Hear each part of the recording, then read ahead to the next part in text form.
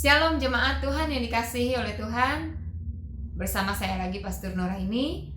Kali ini kita akan belajar tentang pertanyaan Tuhan, di mana visi host tahun 2021 adalah menjawab pertanyaan Tuhan dengan hati yang baru.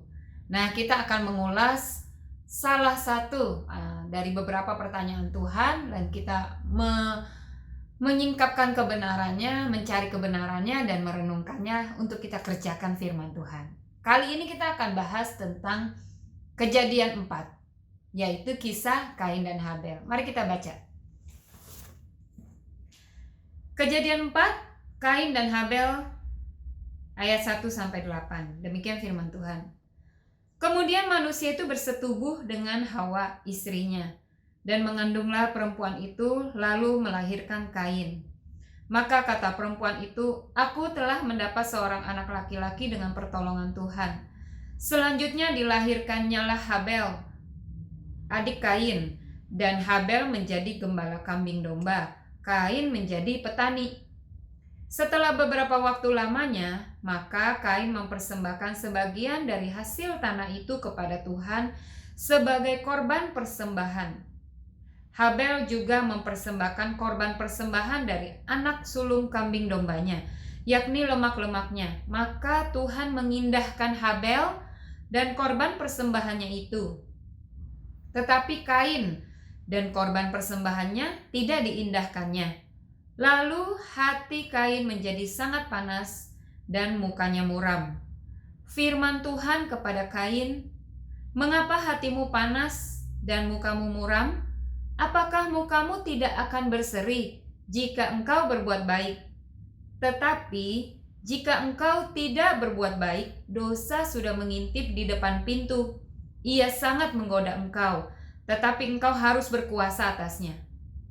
Kata Kain kepada Habel adiknya, "Marilah kita pergi ke padang."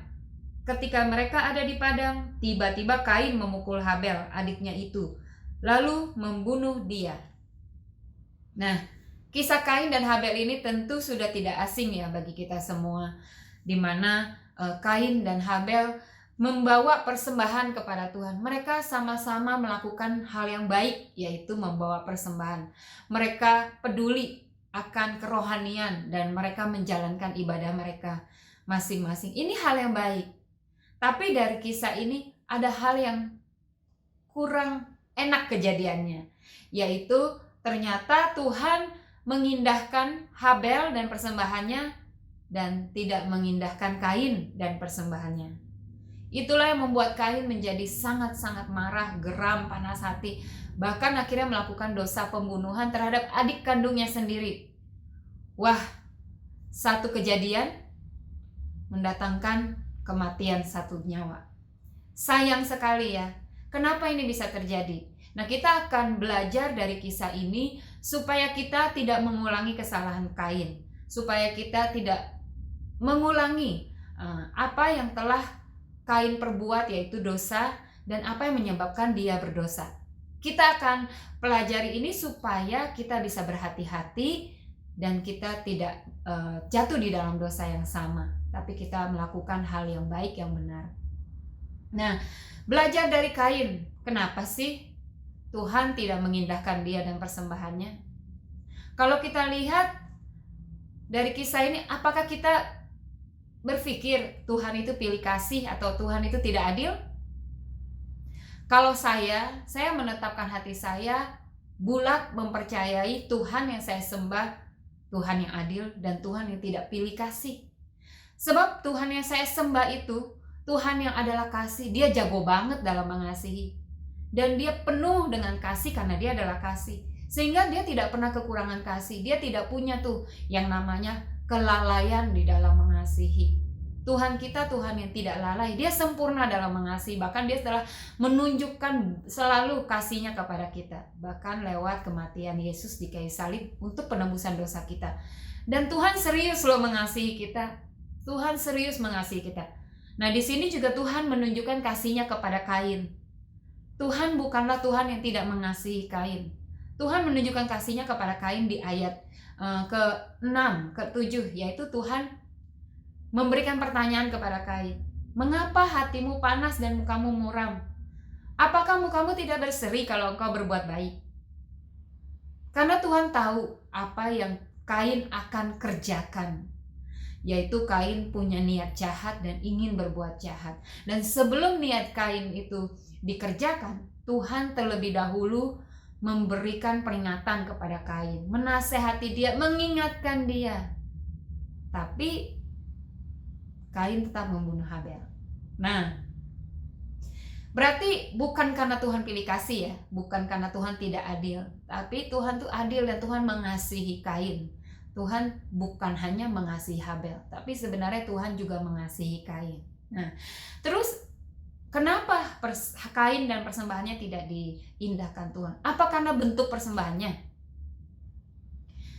Kalau menurut saya enggak juga ya, karena Habel pekerjaannya beternak dan dia mempersembahkan hasil dari pekerjaannya, yaitu kambing domba, karena memang dia pekerjaannya beternak. Dan Kain mempersembahkan juga hasil pekerjaannya, karena dia seorang petani, maka yang dia bawa persembahannya juga hasil pertaniannya. Dan kita membawa persembahan kepada Tuhan juga hasil pekerjaan kita. Bukan pekerjaan orang lain yang kita ambil lalu kita bawa persembahan kepada Tuhan, tapi hasil dari pekerjaan kita, hasil dari usaha kita, itulah yang kita bawa kepada Tuhan. Jadi oke banget ya yang dibawa oleh Kain sebagai persembahan. Lalu masalahnya di mana gitu? Kalau kita jadi Kain sudah berusaha melakukan hal yang baik, hal yang benar gitu. Hanya saja dia tidak menjagai hatinya. Perbuatan baik yang dia kerjakan, begitu menerima penolakan, dia langsung murka. Apakah Kain tiba-tiba jahat? Kalau kita pelajari firman, biasanya ada satu ayat, biasanya dia punya backingan ayat lain. Nah, makanya kita perlu belajar membaca Alkitab, belajar firman, mengupas, mencari gitu. Ayat apa sih yang menjelaskan lebih detail lagi gitu. Nah, saya temukan mengenai Kain di 1 Yohanes 3 ayat 12. Yuk kita baca. Bukan seperti Kain yang berasal dari si jahat dan yang membunuh adiknya. Dan apakah sebabnya ia membunuhnya? Sebab segala perbuatannya jahat dan perbuatan adiknya benar. Di sini dikatakan bahwa segala perbuatan Kain jahat. Artinya apa? Artinya bukan sekali itu saja dia berbuat jahat. Bukan sekali saja dia berbuat jahat. Kalau dikatakan segala perbuatannya jahat, berarti kan banyak. Dan perbuatan jahat itu biasanya dimulai dari dalam diri kita, dari dalam hati kita, dari pikiran kita. Benihnya itu dimulai di sini, di pikiran, di hati. Kalau Kain dikatakan segala perbuatannya jahat, berarti banyak hal yang dia pikiran-pikirannya itu banyak hal yang mengandungi jahat. Hati dia tuh banyak hal yang mengandungi jahat. Jadi Kain membiarkan hal-hal yang jahat yang tidak berkenan di hadapan Allah banyak mengisi pikirannya dan hatinya, tinggal di dalam hati dan pikirannya, sehingga membuahkan perbuatan-perbuatan jahat. Maka dikatakan segala perbuatannya jahat, berarti banyak. Kalau banyak itu berarti sesuatu yang di-repeat atau dikerjakan terus-menerus akhirnya menjadi kebiasaan. Kebiasaan yang dikerjakan terus-menerus akhirnya menjadi karakter, dan orang itu dinilai dari karakternya. Karena Kain dikatakan segala perbuatannya jahat, berarti Kain karakternya memang jahat. Nah, make sense kan? Kalau udah kayak gini, Tuhan tidak mengindahkan Kain dan persembahannya. Karena ada alasan. Karena Tuhan kita bukanlah Tuhan yang gampang tertipu atau bisa tertipu. Dia Tuhan yang maha mengetahui. Dia tahu setiap pribadi. Dia mengenal. Dia Tuhan yang mengenal hati. Dia Tuhan yang mengetahui hati manusia. Dia tahu Habel karakternya apa, hatinya seperti apa. Dia mengenal hati Habel. Kalau dia berkenan kepada Habel, pasti alasannya benar-benar kuat. Kalau Tuhan saat kejadian itu tidak mengindahkan Kain dan persembahannya, pasti Tuhan juga punya alasan yang kuat. Ya, Tuhan mengenal hatinya Kain. Tuhan tahu apa yang ada di hatinya, motivasinya, tuntutannya, pikirannya, keinginannya, niatnya. Tuhan mengenalnya dan didapati tidak berkenan, sehingga Tuhan tidak mengindahkan Kain dan persembahannya. Nah, jadi dari pelajaran ini kita perlu ngapain? Kita perlu kejar perkenanan Tuhan.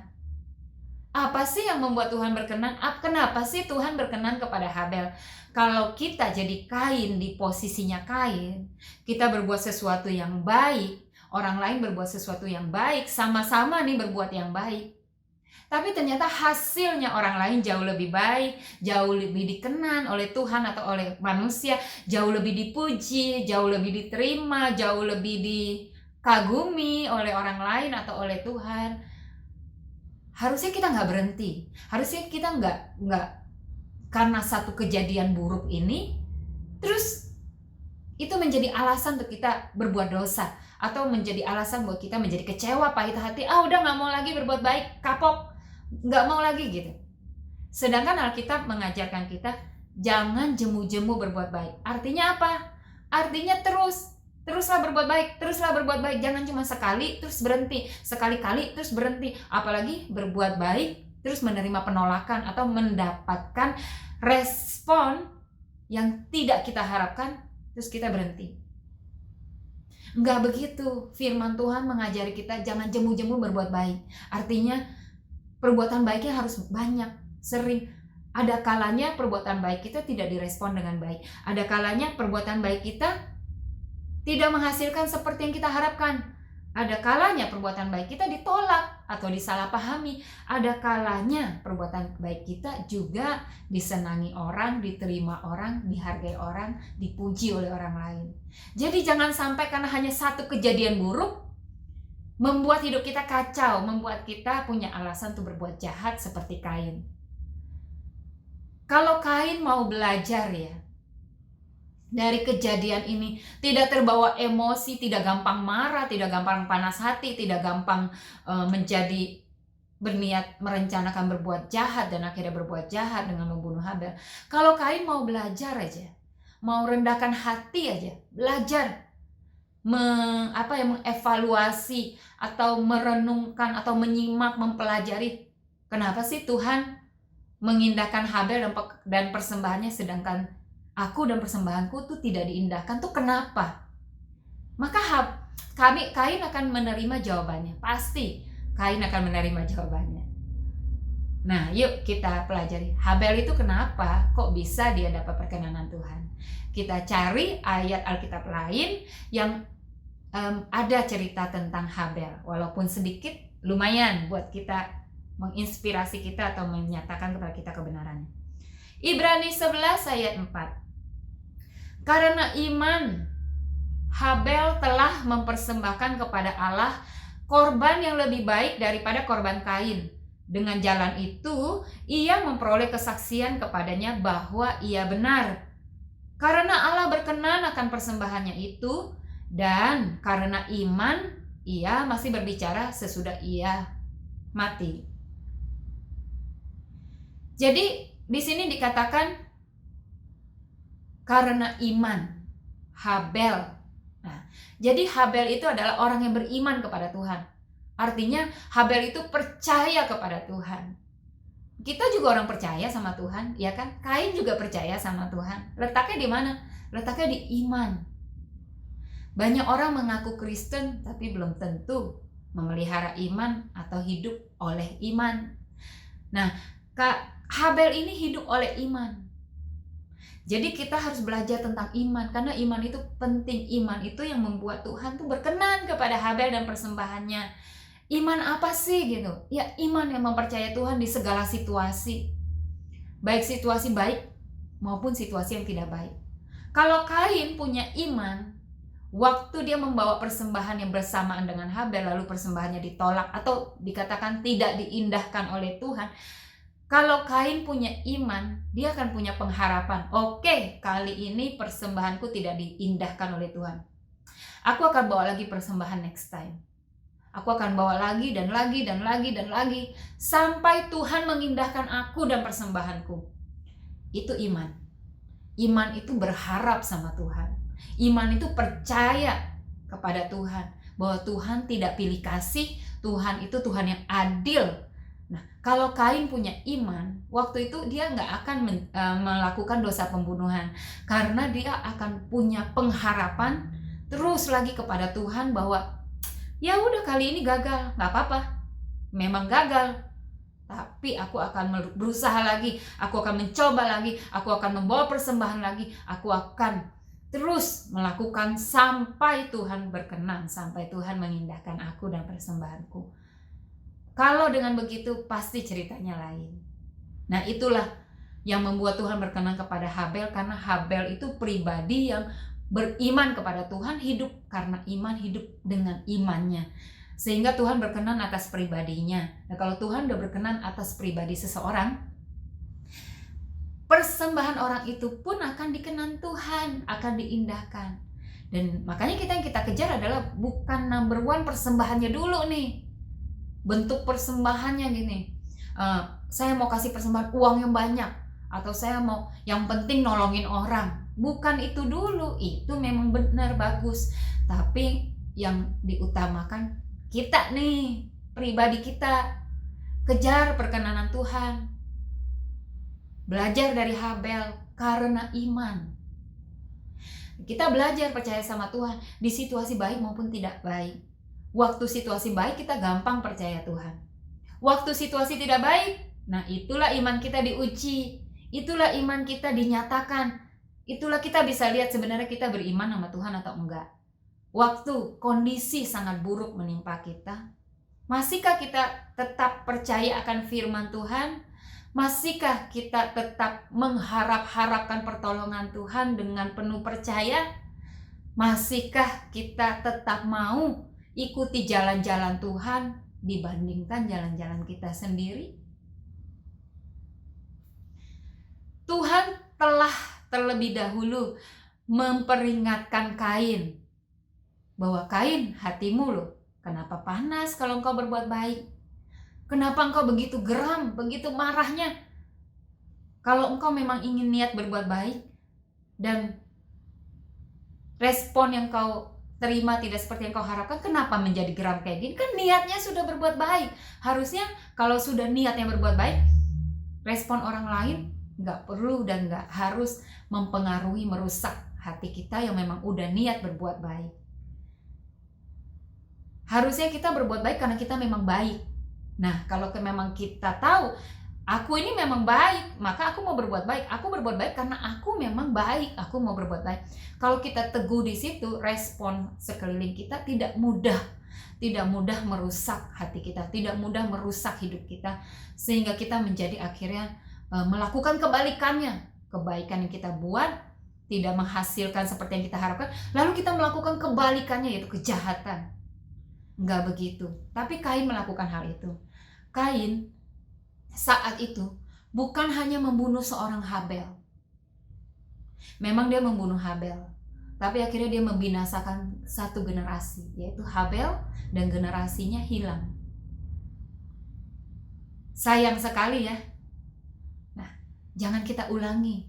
Jangan hanya karena satu kejadian yang buruk, satu kejadian yang mengecewakan, terus kita mengacaukan hidup kita dengan melakukan kejahatan. Bukan lebih dikenan Tuhan, malah lebih menjauh dari Tuhan. Itu pun Tuhan menunjukkan setelah kisah ini, Tuhan tidak meninggalkan Kain. Tuhan tidak membuang Kain. Tuhan masih tetap berbicara kepada Kain. Tapi di situ kita bisa lihat respon Kain yang sangat mengejutkan, yaitu Kain malah berbalik dari Tuhan, meninggalkan Tuhan. Alkitab nggak salah mengatakan bahwa segala perbuatannya jahat. Tidak ada orang yang tiba-tiba jahat, tidak ada. Biasanya itu karena dia sudah sering membiarkan hal-hal yang jahat tinggal di dalam hati dan pikirannya. Tuhan tuh Tuhan yang mengenal hati, dia melihat kita tuh utuh sampai ke dalaman hati kita. Maka dari pelajaran ini, apa sih poin yang bisa kita ambil untuk kita aplikasikan dalam hidup kita? 1, jaga hati. Jagai hati ini. Kenapa? Karena Tuhan tuh lihatnya sampai hati. Tidak ada yang tersembunyi di hadapan Tuhan. Tuhan tahu hati kita. Tuhan mengenal hati kita. Dan kita, firman Tuhan berkata, jagai hatimu dengan segala kewaspadaan, karena dari situ terpancar kehidupan. Tuhan suruh kita jagain hati. Yang punya hati itu yang jagain hatinya. Masing-masing orang menjagai hatinya sendiri. Jangan kita taruh tanggung jawab itu kepada orang lain. Orang lain dong harus jagain hati aku. Itu bukan sesuai firman Tuhan. Firman Tuhan berkata, jagai hatimu. Nah, yang punya hati itu yang harus jagain. Pemiliknya yang harus jagain. Hati saya yang jagain. Dan Tuhan berkata, jagai hatimu dengan segala kewaspadaan. Ini related sama kisah Kain. Karena waktu itu Tuhan berkata kepada Kain, kalau engkau tidak berbuat baik, dosa sudah mengintip di depan pintu. Ia sangat menggoda engkau. Tapi engkau harus berkuasa atasnya. Nah, Tuhan jelas banget dalam firman-Nya. Dosa itu mengintip loh kalau kita nggak berbuat baik. Kalau kita mau pikir, di area aman aja lah, nggak usah berbuat jahat, nggak usah berbuat baik. No. Kalau kita tidak berbuat baik, dosa sudah mengintip di depan pintu. Ia sangat menggoda.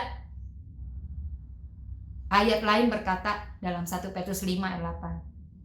Iblis itu seperti singa yang mengaum-ngaum, berjalan keliling mencari orang yang dapat ditelannya. Artinya iblis saja siaga loh.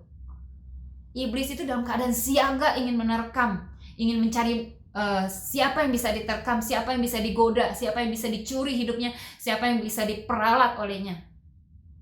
Karena itu Tuhan menyuruh kita menjaga hati kita dengan waspada. Artinya siaga. Siaga, jaga hati. Jangan terlalu cuek. Jangan cuek banget atau menganggap enteng. Gak usah dipusingi hal kayak gitu. Akhirnya jatuh dalam dosa.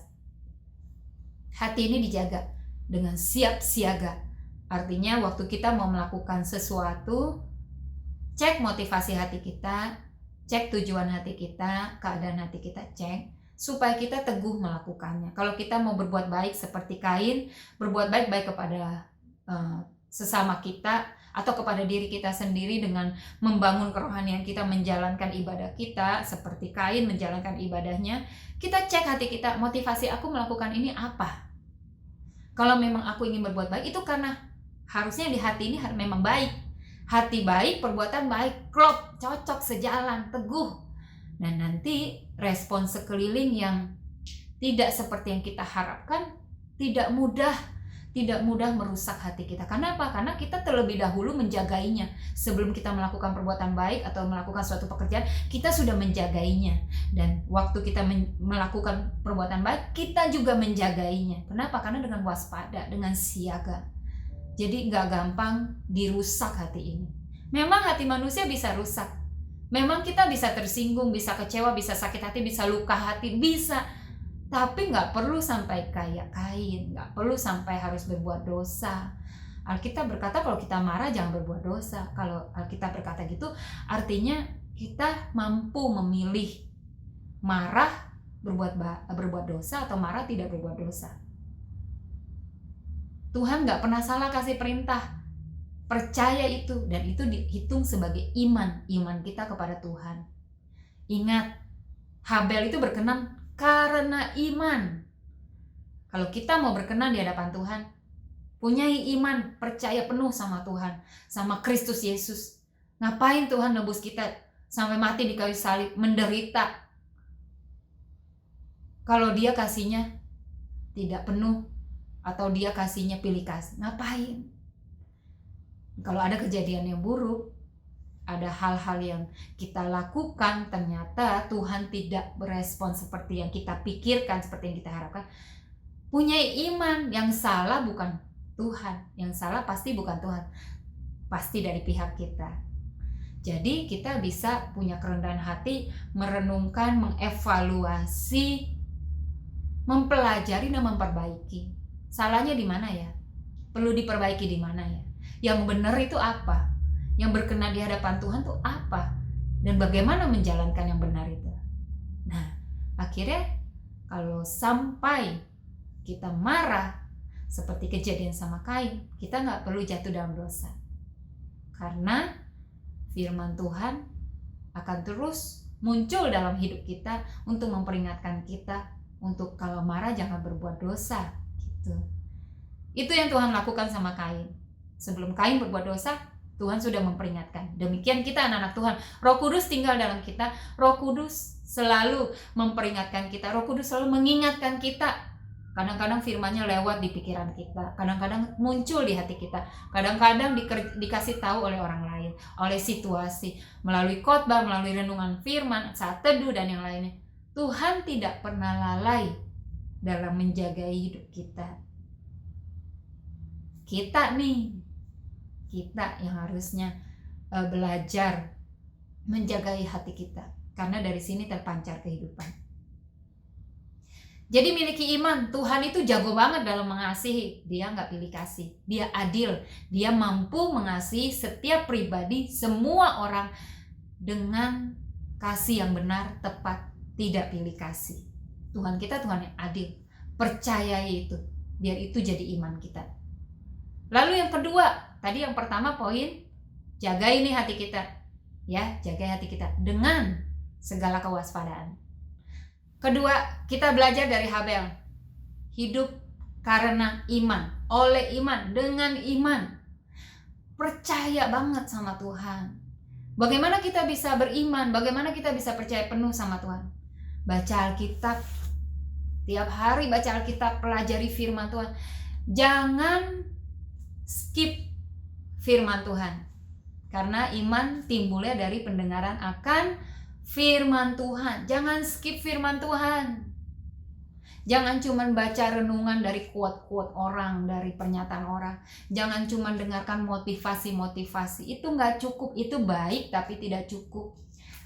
Ya, kebutuhan kita utama nih firman Tuhan. Jangan skip firman Tuhan, karena dengan kita terus mempelajari firman Tuhan, kita terus mengenal Tuhan, dan iman kita kepada Tuhan semakin tumbuh, semakin kuat. Habel berkenan kepada Tuhan, di hadapan Tuhan karena iman. Jadi jangan buang imanmu, jangan tinggalkan imanmu, jangan biarkan imanmu rusak, jangan biarkan imanmu luntur. Bangun iman yang penuh, yang kuat di dalam Tuhan. Iman diasah itu dari segala kejadian-kejadian hidup kita.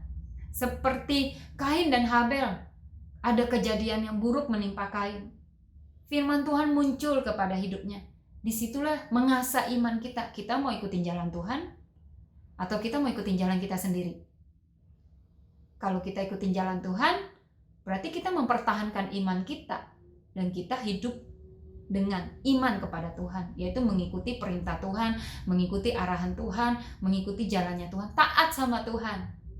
Tapi sebaliknya kalau kita ikutin jalan kita, artinya kita nggak hidup dengan iman. Kita hidup dengan kuat gagah kita sendiri, dengan hikmat kita sendiri.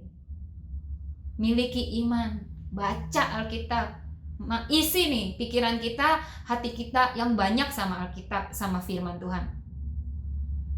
Kalau memang pikiran kita sering banget isinya hal-hal negatif, trik-trik yang curang, keinginan-keinginan yang tidak berkenan di hadapan Allah, kita atasi itu dengan isi yang banyak dengan firman Tuhan, baca Alkitab yang banyak, dengerin khotbah yang banyak.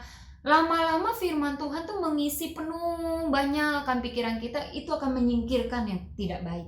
Itu akan menyingkirkan yang negatif. Nah, masuklah itu ke hati kita. Firman Tuhan yang terus kita isi tiap hari. Dengerin khotbah berkali-kali di YouTube atau ibadah. Terus baca Alkitab.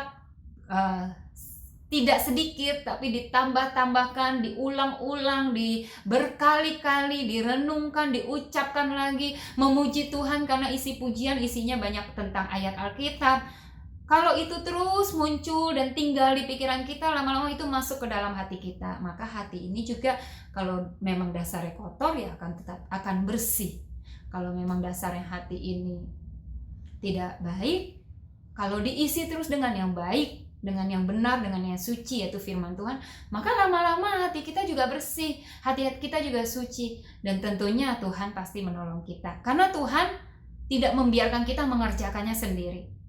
Tuhan berjanji akan melengkapi kita, menolong kita, meneguhkan kita, bersama dengan kita mengerjakan perkara-perkara yang baik. Jadi jangan biarkan pikiran dan hati kita isinya hal-hal yang buruk, hal-hal negatif lebih banyak. Tapi kebalikannya, harusnya hal-hal yang baik yang mengisi pikiran dan hati kita. Harusnya hal-hal yang benar, yang mulia, yang adil, yang suci, yang sedap didengar, patut dipuji, yang disebut kebajikan. Harusnya itu yang mengisi pikiran kita dan hati kita. Sehingga apa yang ada di dalam hati kita itu yang terpancar keluar lewat perkataan kita, keluar lewat tingkah laku kita. Apa yang baik, yang firman Tuhan penuhi pikiran kita, maka keputusan-keputusan kita akan semakin lebih baik, kita akan semakin bijaksana, dan kita dikenan oleh Tuhan. Sehingga waktu kita berbuat baik, atau kita membawa persembahan, atau kita bekerja, kita melayani, hal itu pun diindahkan oleh Tuhan. Sekali lagi 2 poin, jagain hati dan hidup oleh iman. Kenapa Kain begitu marah? Karena Kain punya roh persaingan. Dia merasa Habel saingannya. Begitu dia kalah, marah, murka. Roh persaingan itu membawa iri hati. Roh persaingan, iri hati itu mengacaukan hidup kita, mengacaukan hidup orang lain. Roh persaingan itu, iri hati itu merusak hidup kita, merusak hati kita, merusak pikiran kita, merusak perbuatan kita, merusak hidup kita, sehingga tidak mendatangkan kebaikan. Buat apa dikip?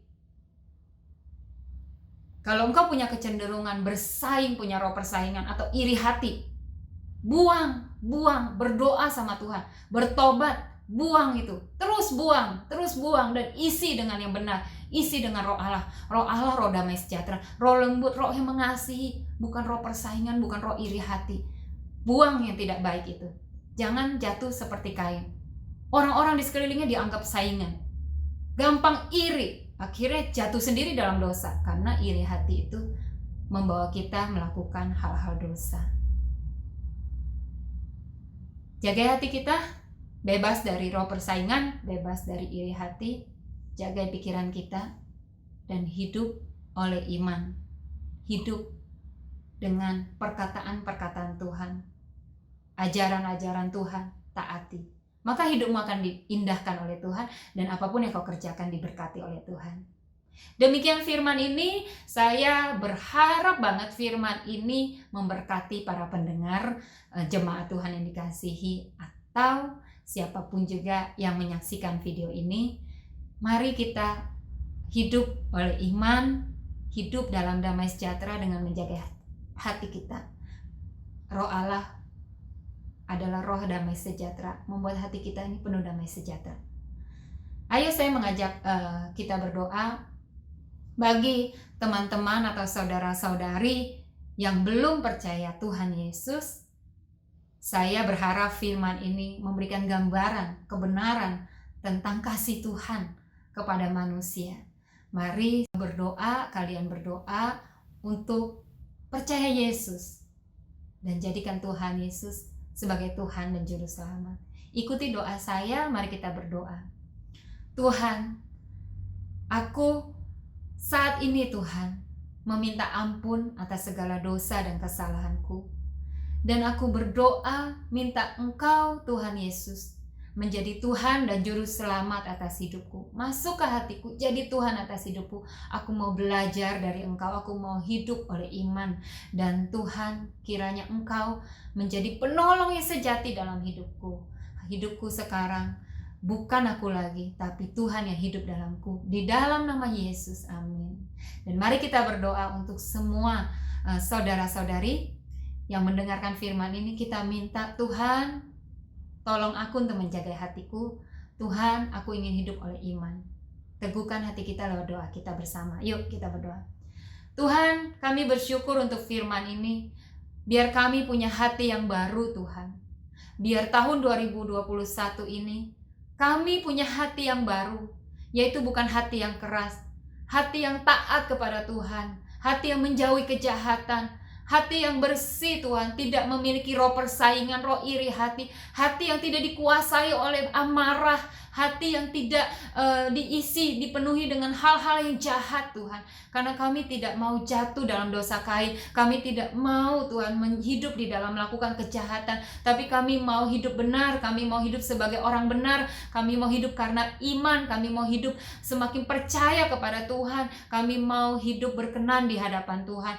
Berkati anak-anak-Mu Tuhan, ubahkan hatinya, ubahkan gaya hidupnya, ubahkan pola pikir, biar karakter Kristus itu ditanam, dibangun dalam hidup kami. Saat ini Tuhan, kalau ada Tuhan anak-anak-Mu yang sedang dalam pergumulan, di dalam kebimbangan, bahkan di dalam keadaan yang lemah Tuhan, begitu down Tuhan, biar firman ini meneguhkan, memberikan kekuatan yang baru untuk mengambil keputusan yang lebih baik, untuk bangkit kembali dan melakukan yang baik Tuhan. Biar kami tidak jemu-jemu berbuat baik. Kalau ada perbuatan baik kami yang gagal Tuhan, atau dikecewakan Tuhan, kami gak mau berhenti di sana. Kami gak mau jemu-jemu berbuat baik. Kami mau Tuhan tidak jemu-jemu berbuat baik. Kami mau lagi berbuat baik, lagi berbuat baik, lagi berbuat baik Tuhan, melakukan hal-hal yang baik Tuhan, sampai juga kami menikmati Tuhan berkenan atas hidup kami dan apa yang kami kerjakan. Tuhan berkati.